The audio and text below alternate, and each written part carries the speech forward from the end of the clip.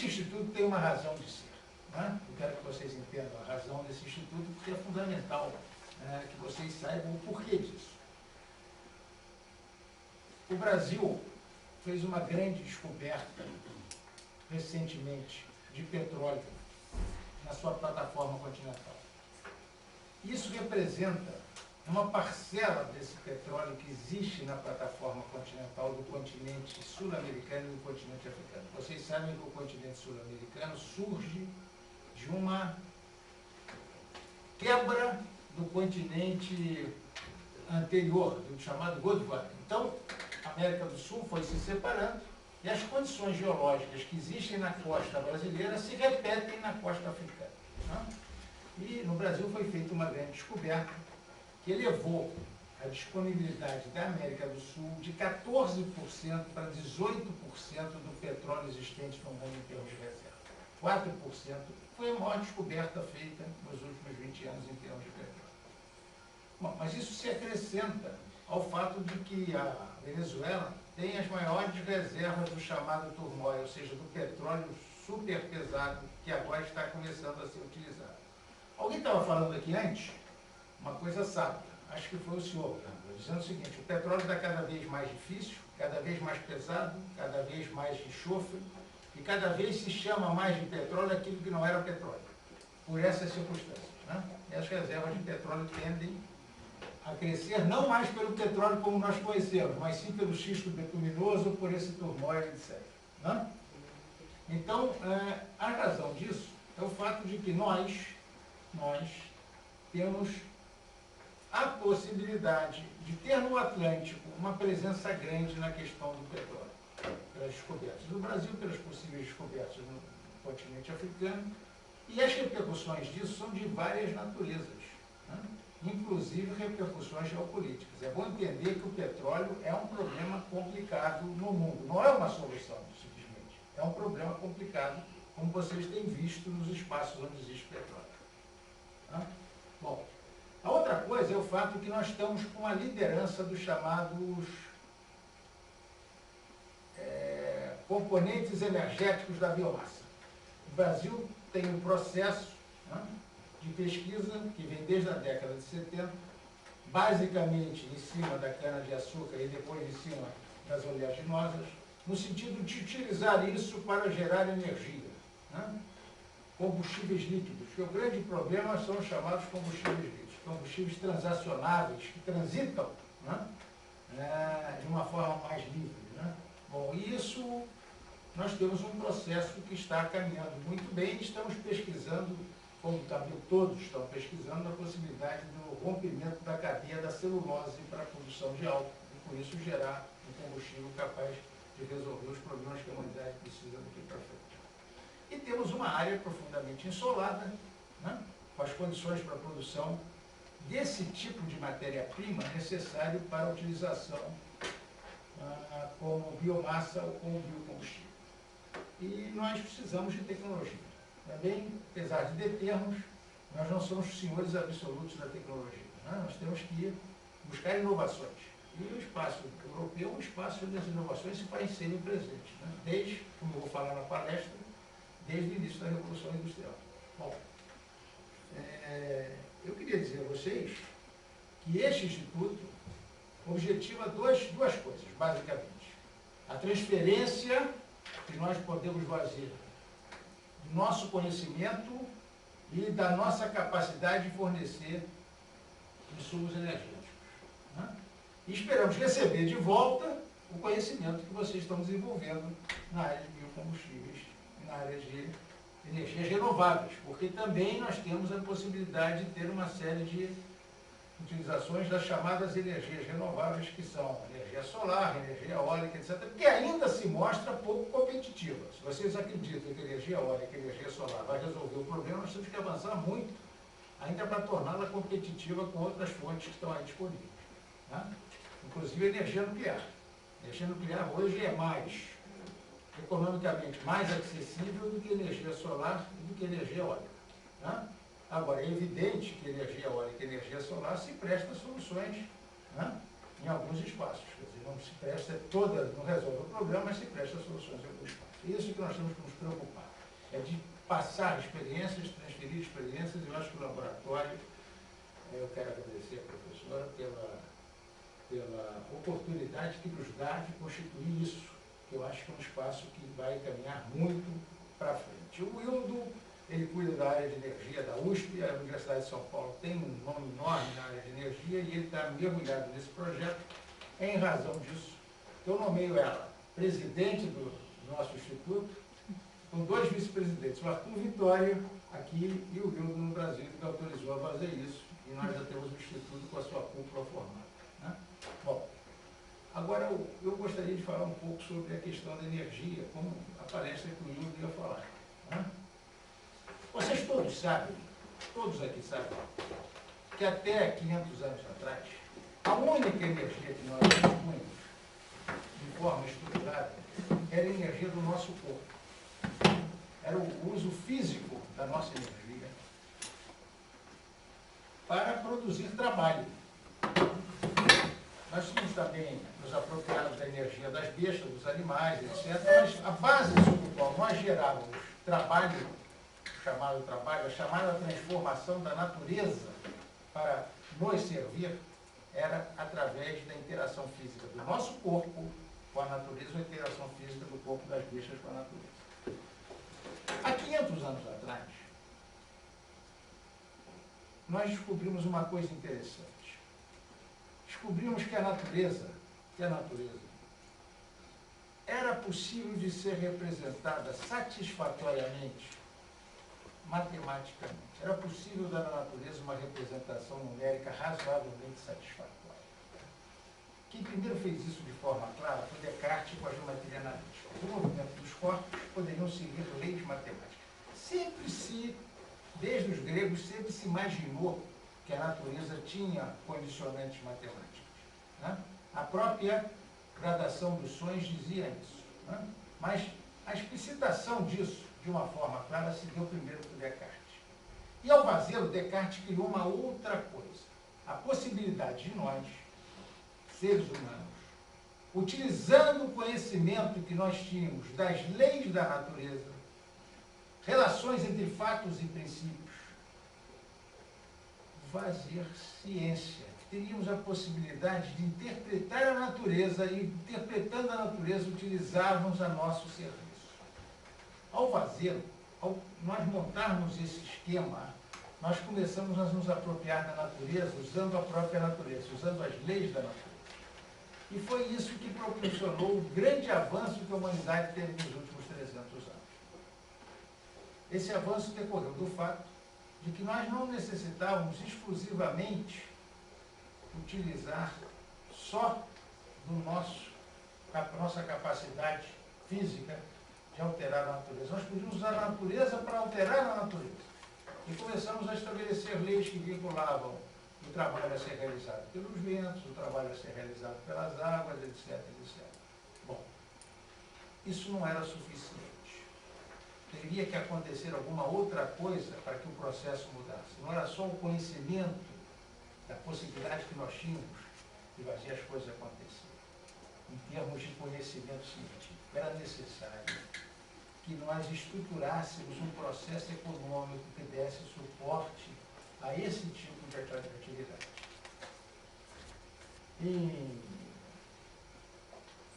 Portugal tem um papel nisso, embora não saiba. Né? Quando Portugal cede a Inglaterra, o domínio das Índias, um dote de uma princesa, né? Coisas que Portugal faz. Né? As princesas levam dote. Ela não leva só a princesa, leva o dote também. Né? Bom, então, os ingleses verificaram que podiam fazer uma coisa, que era o seguinte: desestruturar um artesanato perfeitamente constituído, que era o artesanato têxtil indiano, ao mesmo tempo em que desenvolvia a sua incipiente indústria têxtil. E para fazer isso, eles foram protecionistas. Tiveram 2 éditos, um de 1700 e outro de 1719, que protegiam a indústria inglesa e, ao mesmo tempo, desarticulavam gradativamente o artesanato têxtil indiano. Porque, até aquele momento, 1700, os tecidos todos, etc., tinham sua origem na Índia. Né? Os tecidos feitos no Ocidente eram tecidos rústicos. Né? Eram coisas que não eram muito apreciadas. Mas os ingleses descobriram que era possível utilizar-se desse conhecimento, né? Da possibilidade de atender o mercado, desde que protegesse o seu mercado. Indústrias nascentes, a ideia de que os mercados têm que ser protegidos quando as indústrias são nascentes. Vocês já verificaram que eu não sou muito liberal. Não sou nem um pouquinho liberal. Né? Porque conheço a história, um pouquinho da história. Né? Então, como eu disse a vocês, a apropriação da natureza é uma forma recente de mediação, utilizando-se a ciência. As 3 formas de mediação que você tem para se apropriar da natureza, e todos nós precisamos nos apropriar da natureza, optar na natureza para sobrevivermos, desde que nascemos. O primeiro choro de uma criança, que é a busca da respiração, vem da busca do ar que está na natureza. Né? Ele só vive porque copta a natureza. Às vezes a gente fica muito preso num discurso ambientalista e não entende que nós fazemos parte da natureza também e que nós precisamos dela para sobreviver. Né? Bom, mas desde o momento em que nós começamos a nos apropriar da natureza, nós primeiro utilizávamos o nosso corpo, depois nós utilizávamos o conhecimento que nós tínhamos da natureza, fazendo ciência, e mais recentemente nós utilizamos uma outra forma, que é a informação. É uma outra forma de mediação, que nada mais é do que o trabalho ou o conhecimento posto à nossa disposição, trabalho e conhecimento feito por gerações que nos antecederam. Informação é isso. Né? Então, aqui estão as 3 formas. E a nossa capacidade de utilizar a ciência, tá? Junto com a mudança daquele modelo econômico que havia sido colocado pela Inglaterra. A Inglaterra ainda fez com Portugal uma maldade maior no tal Tratado de Melbourne, né? Porque ele estabeleceu que Portugal deveria se caracterizar por ser um produtor de vinhos, né? Enquanto tinha que comprar todos os tecidos na mão deles. Né? Não podiam produzir nem os seus tecidos rústicos de lã, porque não tinha sentido. Né? Os portugueses pagaram muito por isso. Né? Inclusive, quase todo o ouro do Brasil acabou na Inglaterra. Né? E foi 1/3 de todo o ouro, até hoje, captado no mundo. Saiu do Brasil, veio para Portugal e acabou na Inglaterra. Sustentou o processo de industrialização inglesa. Não tenho nada contra os ingleses, não. Hein? Só estou comentando. Nem os portugueses, Nem os portugueses devem ter também. Mas eu estou só comentando porque é um fato histórico. Né? Bom, então, esses 2 éxitos reais, como eu tinha colocado a vocês, 1700 e 1719, produziram 2 efeitos. Né? Evitavam a competição que os tecidos indianos poderiam ter com a indústria nascente inglesa, dos seus tecidos que estavam começando a serem feitos, e ao mesmo tempo iam desarticulando o mercado indiano de produção de tecidos, tá? Incentivavam uma indústria nascente. E tudo isso trouxe a inovação. A proteção trouxe a inovação. Em 1733, um personagem chamado John Kay inventa um mecanismo novo de produção de tecidos chamado lançadeira volante. Tá? E daí seguiu-se uma série de outras invenções no sentido de melhorar a indústria têxtil. Por quê? Porque quando você se especializa, e isso o Adam Smith havia colocado muito bem, uma das coisas certas da teoria liberal inglesa, é o fato de que quando você se especializa, você busca melhorar os processos com que você fabrica determinado bem. E eles começaram a inovar, começaram a cada vez a produzir coisas melhores e de formas novas, mais eficientes. E aí aparece uma série de inventores, o White, o Lewis Pohl, o Daniel Bourne, o Hargreaves, Cartwright, são todos inovadores na indústria têxtil. Todos criando máquinas novas que produziam têxteis mais baratos e de forma melhor. Né? Indústria protegida. Mas por que isso é possível, meus amigos? Porque o sistema capitalista funciona por 2 malas. Uma é a inovação. Por que a empresa busca inovar? Porque ela quer ser monopolista. Você inova para ser monopolista. Esse negócio de você inova porque está competindo não é verdade. Você inova para ser monopolista, para ser o único indivíduo que tem aquela tecnologia, aquele processo ou aquele produto. Então, a inovação é um elemento central do sistema capitalista. E a inovação traz o quê? Acumulação. Porque você sendo monopolista, você bota o seu preço muito acima do que se você tivesse em concorrência. Inovação gera acumulação e acumulação gera nova inovação. Inovação gera nova acumulação e isso é um círculo virtuoso de acumulação capitalista. É assim que as coisas funcionam. Não basta só ter ciência. É preciso ter a capacidade de entender o processo capitalista, de buscar a inovação, buscar o conhecimento, buscar a capacidade de você estar diferenciado em relação aos outros. Bom, a mesma coisa que aconteceu na indústria têxtil, os ingleses levaram para a indústria siderúrgica, que foi o segundo passo para eles se colocarem no centro do mundo.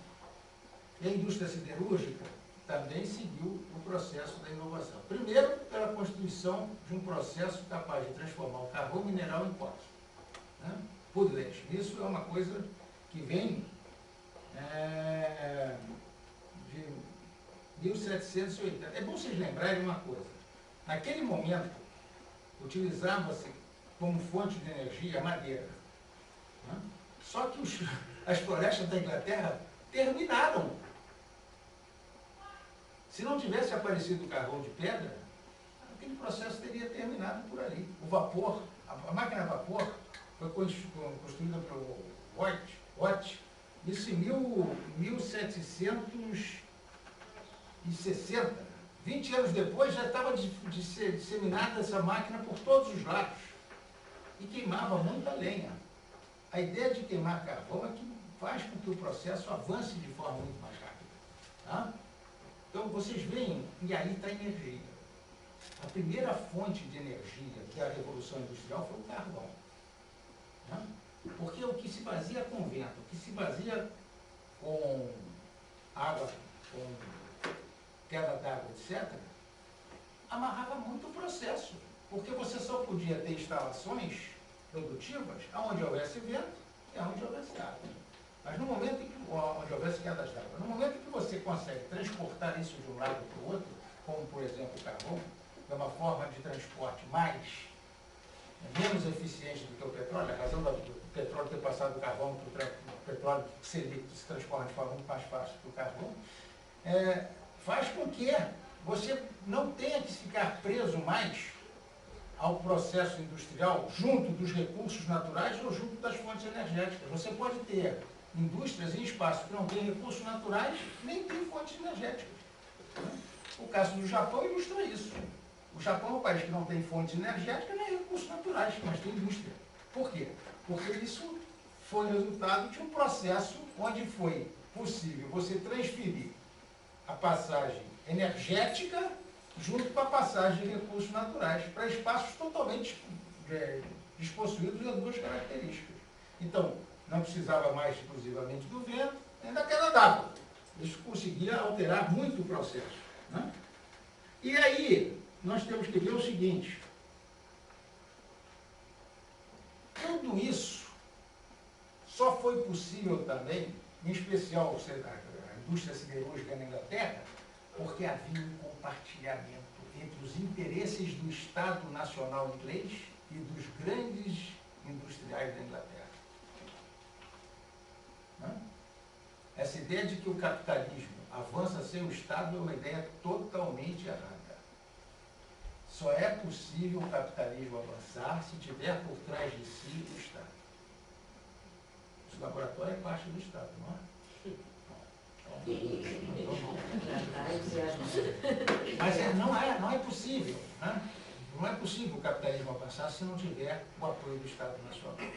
Isso é um processo que vem desde o mercantilismo. Né? Desde que os Estados Nacionais se constituem, né, com a ruptura da cristandade medieval, desde aquele momento o Estado está presente no processo de geração de riqueza. Por uma simples coisa, porque riqueza e poder andam juntos. Riqueza e poder não andam separados. Se alguém acredita que pode ser rico e não ter poder, pode ter certeza que alguém veio e tira a riqueza dele rapidinho. Né? Riqueza e poder andam juntos. Né? Isso vem desde a época do mercantilismo. O capitalismo é uma evolução desse processo do mercantilismo. Agora, o que acontece é o seguinte, está presente na sociedade desses 300 anos algumas dessas ideias que eu coloquei como para vocês, mas a ideia mais importante de todas é a seguinte: o que faz o capitalismo avançar é inovação mais energia. Mais energia, porque energia é progresso. É preciso entender isso. Onde não há energia, não há progresso. Né? Energia nos faculta a possibilidade de quê? Utilizar a natureza, cooptar a natureza da forma mais exitosa e menos custosa possível. É isso. A nossa busca sempre é essa. De cooptar a natureza da forma mais exitosa, mais eficiente e com menos custo possível. E quanto melhor você conseguir dominar o processo energético, melhor você consegue fazer isso. E a base do sistema capitalista é inovação mais energia. Se olhar de um lado é isso, de outro eu diria a vocês que é sonho mais crédito. Tá? Porque esse capitalismo sem as pessoas sonharem e sem ter crédito não vai a lugar nenhum. Tá? Então, são essas duas determinantes centrais no processo capitalista. Inovação mais energia de um lado e sonho mais crédito de outro. Tá? Bom, isso explica o fato da gente estar aqui, tá? Porque esse instituto também é um sonho. Tem que cair na realidade, mas vai se transformar numa coisa real. Né? Então, o que eu quero dizer para vocês é o seguinte: há dentro desse processo uma substituição do combustível fóssil, do carvão, para o petróleo. E essa substituição do carvão para o petróleo levou a que os Estados Unidos retirassem a Inglaterra da posição central e assumissem a posição central. Tá? Porque os Estados Unidos, entre outras razões, eu não vou elencar toda a concepção estratégica americana, priorizou o petróleo de uma forma sábia, porque o petróleo, como eu disse a vocês, é líquido, é muito mais fácil de transportar do que o sólido. E colocou os Estados Unidos no centro. Agora, é preciso entender que todos viram o que a Inglaterra havia feito. No século XIX, todos tinham conhecimento de como se tinha dado o apogeu inglês, que foi em cima de um processo de industrialização. E todos buscaram a industrialização. Tá? A Alemanha buscou a industrialização, a França buscou a industrialização, a Rússia buscou a industrialização, os Estados Unidos buscaram a industrialização, etc, etc. Alguns, como nós, Brasil e Portugal, ainda acreditavam que a agricultura era o espaço da acumulação. Meus amigos, no setor agrícola, a capacidade de inovar é muito menor do que no setor industrial. Isso explica por que o setor agrícola não apropria-se no capitalismo de recursos que a indústria se apropria. Por quê? Porque a inovação no setor industrial é muito mais fácil de apresentar resultados do que no setor agrícola. O manejo de técnicas agrícolas decorre de variáveis sobre as quais você não tem o controle que tem no setor industrial. Né? Fatores climáticos, fatores de solo, etc. Bom, o que eu acho relevante dizer é o seguinte: esses países que observaram isso entenderam que tinham que controlar as fontes energéticas. E toda a história do século XIX e do século XX, e é desse século XXI, está eivada, está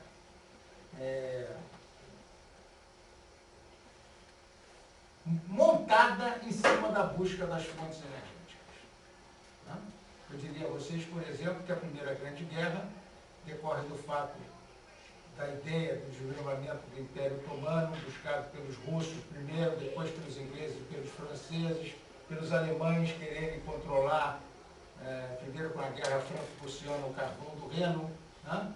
Depois todas essas questões que vocês observaram na Segunda Guerra, o problema do avanço alemão com respeito ao Cáucaso, tudo isso era o controle do petróleo. O petróleo passa a ser um elemento central na população do sistema capitalista. Tá? E isso continua até hoje. Isso explica por que os americanos estão no Afeganistão e estão no Iraque. Tá?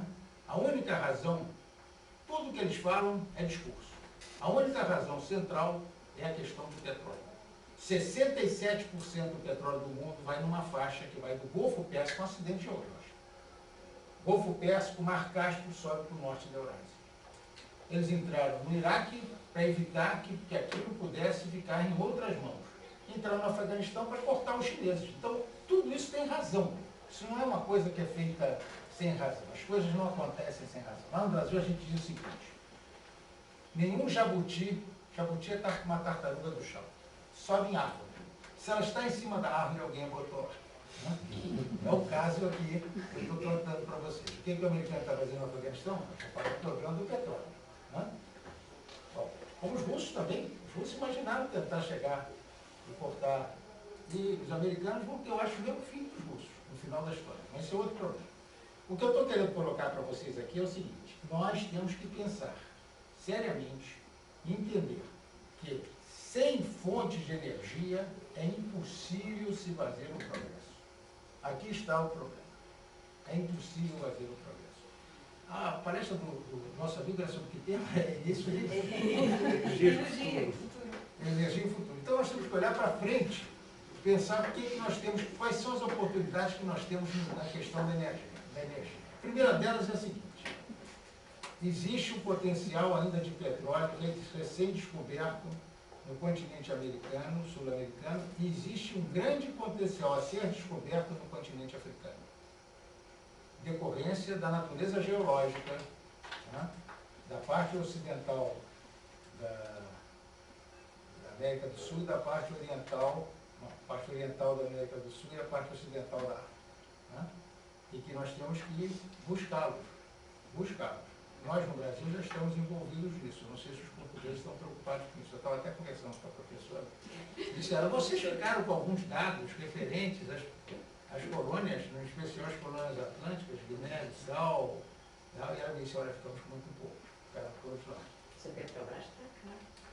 Petrobras, estão perguntando se vocês... Estão cá também. A Petrobras também tem lá informações lá, operou lá e tal, operando em Angola, tal. Cometeu uns erros Petrobras também incríveis, porque deixou de perder umas oportunidades na década de 80 e 90 em Angola, terríveis.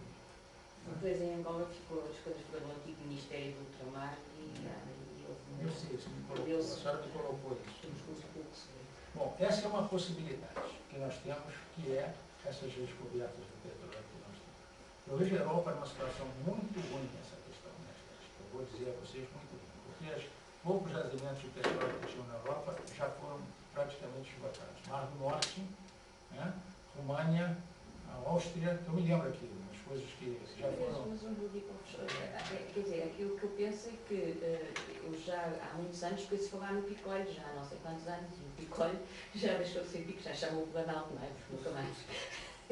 E nos próximos, e pelo menos nos próximos, até mais 20 anos, acho que vai haver petróleo. Deixou de ser tão fácil a encontrar, mas no dico offshore está-se a encontrar imenso, como o Brasil, não é? Teve mais, ainda recentemente teve mais outra descoberta, o Utopia, aquilo é um mundo, não é? E infelizmente no Golfo do México aconteceu o que aconteceu e também se viu a quantidade de petróleo que lá existia. Quer dizer, cada vez se vai mais para o ultradeep, não é só no deep, mas para o ultradeep, mais de 1500 metros. Mas a tecnologia está a avançar e a Petrobras tem tido um papel essencial. Mas eu estou querendo dizer o seguinte: olhando a perspectiva mundial, eu acho a Europa um espaço de dependência do petróleo. Eu acho que cada vez mais, eu estava na Alemanha agora, fiquei impressionado que os alemães estavam com um discurso antinuclear. Né? Estão voltando atrás, porque não tem outra alternativa. Qual a alternativa que tem? Eles estão sem alternativa, porque o petróleo está ficando uma coisa muito complicada para os europeus. A intervenção europeia na OTAN é subsidiária, né? E para justificar a ação contra o petróleo, uma pressão crescente da China. A senhora sabe que esse ano a China vai vender mais automóveis para os Estados Unidos? Vai produzir mais automóveis que os Estados Unidos?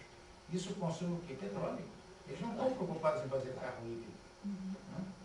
Então, isso tudo vai ter consequências. Vai ter consequências isso tudo. Né? Claro que tem, mas ainda há muitas bacias pouco exploradas. A nossa, por exemplo, eu acho que existe. Ainda existem muitas bacias pouco exploradas. Eu acho que existe. Mas o que eu queria dizer para a senhora é o seguinte: é um custo crescente E eu não vejo na Europa, em comparação a outras áreas do mundo, um potencial tão grande como a economia da Europa representa em termos de mundo. Esse é o problema, um desconhecimento entre as oportunidades da Europa e a situação europeia em termos de...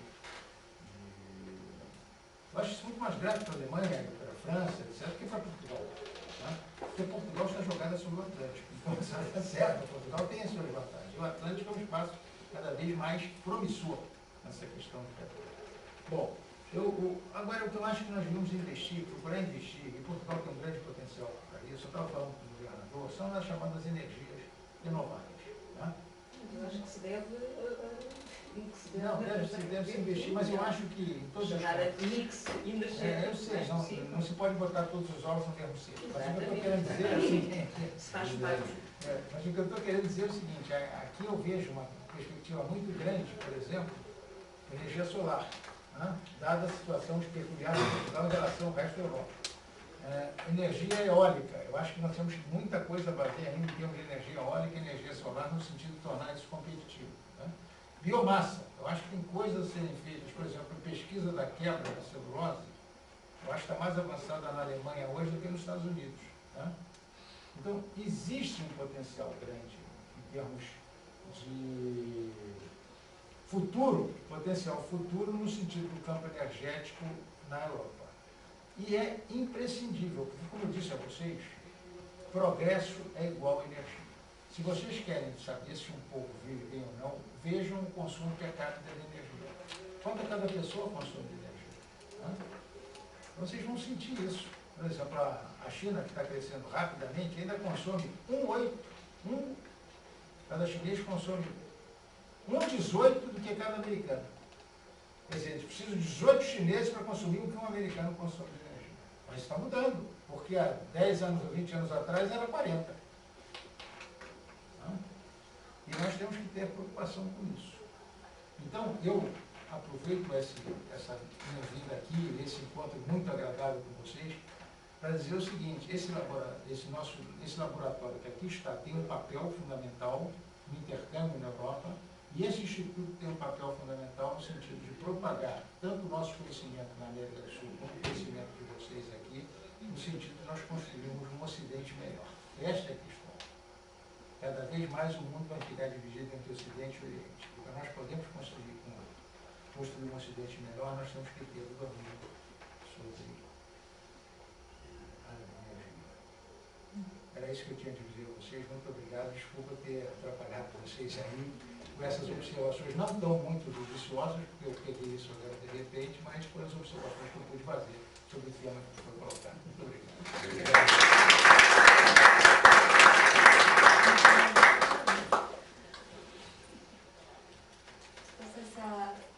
Alguma questão que queira colocar ao professor Ricardo Costa?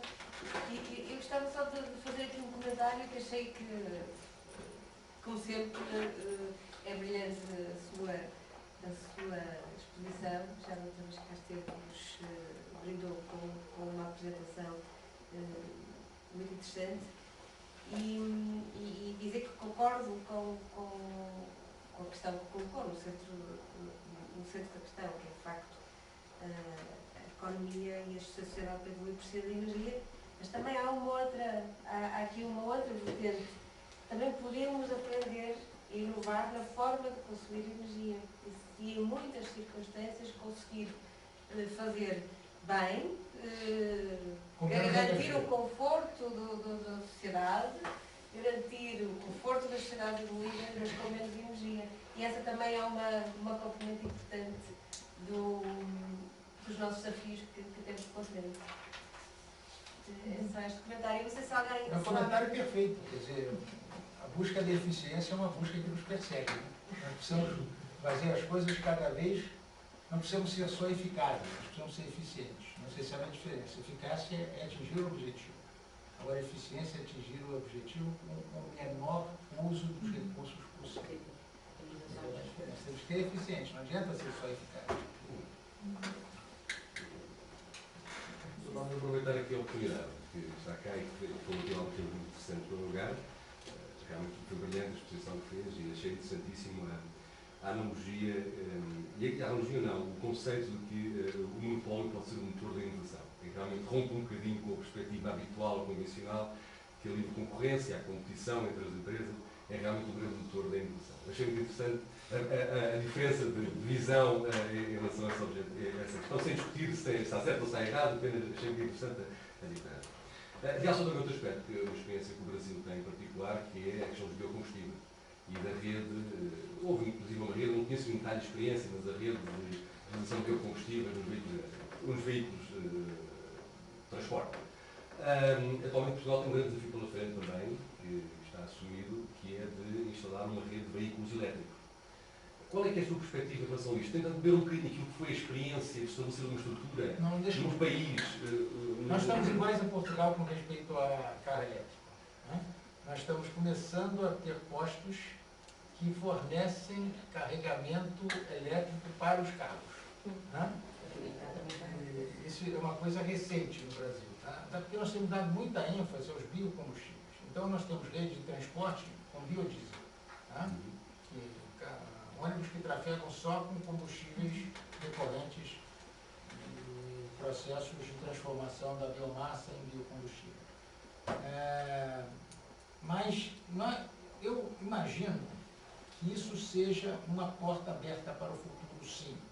Porque na Califórnia já existem pelo menos 1 milhão de carros híbridos. Né? E estão sendo utilizados. O problema é que a Califórnia tem uma crise energética motivada pelo discurso liberal. Né? Deixa o mercado resolver o problema. O mercado não resolve esses problemas. Né? A gente tem que planejar infraestrutura, qualquer que seja energética, seja de comunicações, exige planejamento. Eu dizia quando eu dei aula sobre a infraestrutura. A infraestrutura segue a regra dos 3 Is, em português, 3 Is. Ou ela integra mercados, você tem 2 mercados separados, você faz uma espécie de um canal de infraestrutura, e nesse caso, 2 mais 2 dá 5, né? Tem um efeito sinérgico. Ou você irriga, é um lugar onde está praticamente estrangulado, você abre uma via de infraestrutura para irrigar aquilo, tá? Ou você induz. Existe um espaço aberto e você joga uma rede de infraestrutura para induzir o desenvolvimento. Segue a regra dos 3 Is. Né?